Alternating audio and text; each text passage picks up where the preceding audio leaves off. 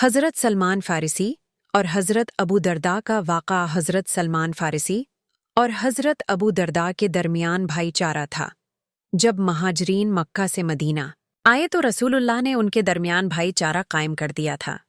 इस वक्त तक पर्दे की आयात नाजिल नहीं हुई थीं, इसलिए लोग एक दूसरे के घरों में आ जा सकते थे। एक दिन हज़रत सलमान फ़ारसी हज़रत अबू दरदा के घर तशरीफ़ ले गए और देखा कि उनकी बीवी उदास बैठी हैं। हज़रत सलमान ने उन से पूछा, बहन, क्या हुआ? उन्होंने जवाब दिया, तुम्हारे भाई अबू दरदा को दुनिया से कोई दिलचस्पी नहीं रही। वो रोज़ रोज़ा रखते हैं और पूरी रात नफल पढ़ते हैं। ये सुनकर हज़रत सलमान फ़ारसी ने इरादा किया कि वो इस मामले को खुद देखेंगे। चुनांचा उन्होंने हज़रत अबू दरदा से कहा, आज मैं तुम्हारे घर में ही रहूंगा। हज़रत अबू दरदा ने उनके लिए बिस्तर लगा दिया, लेकिन हज़रत सलमान ने फरमाया, दूसरा भी ला, तुम भी मेरे साथ सोगे।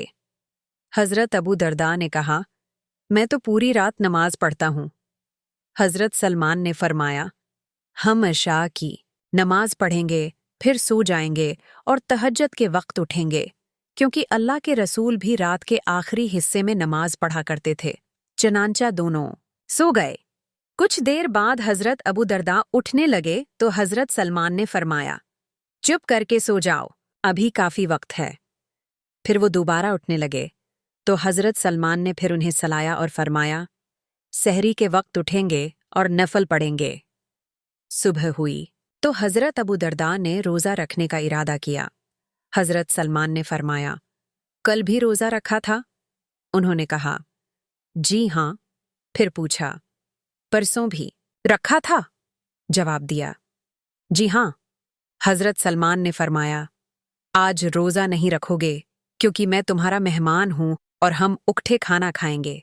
हज़रत अबू दरदा हैरान हुए और कहने लगे, सलमान, तुम्हें मालूम है कि तुम क्या कर रहे हो? तुमने मुझे पूरी रात नफल पढ़ने नहीं दी और सुबह रोज़ा रखने भी नहीं दिया। हज़रत सलमान ने फरमाया, चलो फज्र की नमाज के बाद नबी करीम की खिदमत में चलते हैं, वो फैसला फरमा देंगे। जब नबी करीम की खिदमत में हाजिर हुए तो हज़रत अबू दरदा ने सारा वाक़या बयान किया। रसूलुल्लाह ने फरमाया, सलमान ने जो किया बिल्कुल ठीक किया।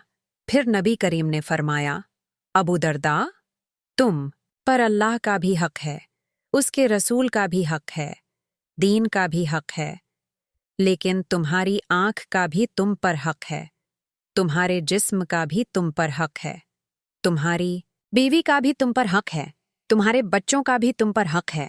बस हर हकदार को इसका हक दो। इसके बाद नबी करीम ने फरमाया, मैं तुम सबसे ज़्यादा अल्लाह को जानता हूँ और सबसे ज़्यादा अल्लाह से डरता हूँ, लेकिन मैं रोज़ा भी रखता हूँ और इफ्तार भी करता हूँ। मैं नफल भी पढ़ता हूँ और अपनी बीवियों को वक्त भी देता हूँ। बीवी के हुकूक और इस्लामी तालीमातन भी करीम ने औरत के हर रिश्ते को इज्जत दी। वो कभी बेटी होती है, कभी बहन, कभी माँ और कभी बेवी। रसूलुल्लाह ने फरमाया, जब कोई निकाह करता है तो वो अपना ईमान महफूज कर लेता है। ये बात जाहिर करती है कि बीवी का दर्जा बहुत बुलंद है। निकाह से ईमान मुकम्मल हो जाता है, इससे बढ़कर इज्जत और क्या हो सकती है। एक दिन हज़रत अब्दुल्ला बिन उमर की अहलिया बीमार थीं।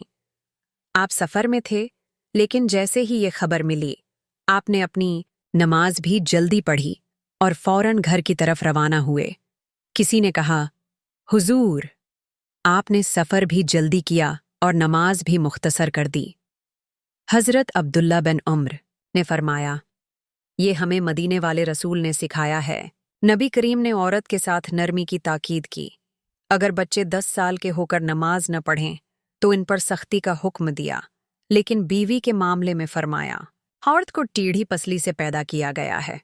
अगर तुम उसे सीधा करने की कोशिश करोगे तो ये टूट जाएगी। बस उसके साथ हुस्न सलूक करो और उसके साथ निबाह करो। हया और शर्म व हिजाब की अहमियत कुरान मजीद में अल्लाह ताली फरमाते हैं, आए महबूब, मुमिन मर्दों से कहो कि वो अपनी नज़रें झुकाकर रखें। सूरह अन-नूर 30।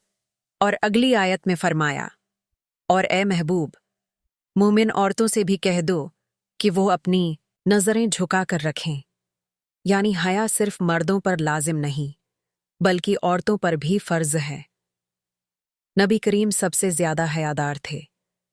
जब खाना काबा की तामीर हो रही थी तो अरबों का दस्तूर था कि वो कपड़े उतार कर मजदूरी करते, लेकिन जब नबी करीम से किसी ने ऐसा करने के लिए कहा तो आप बेहोश हो गए और फरमा रहे थे, मेरा लिबास दो, मेरा लिबास दो, ये है हया का मयार।